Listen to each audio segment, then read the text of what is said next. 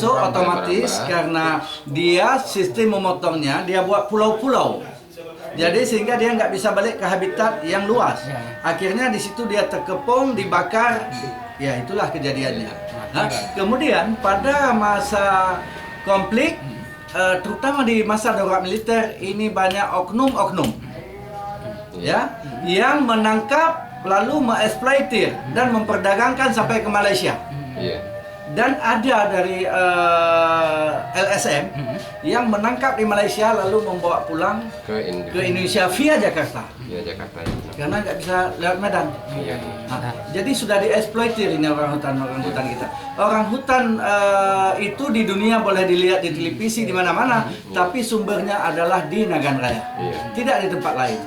Kecuali setelah itu ada di Suak Belimbing, di namanya di Aceh Selatan, di Trumon dan di Singkil. Yang ada di apa namanya di Bahoro, yang ada di TNGL itu namanya di Aceh Tenggara apa namanya? Petacani. Loser apa namanya? Ketambe. Itu adalah yang mereka hilir mudik dari sana ke sini. Karena rawa gambut ini adalah bahagian daripada kawasan ekosistem loser. Di sini adalah kawasan penyangga.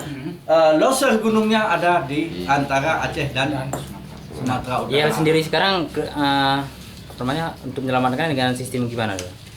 Ya, untuk sementara ini selama ini ya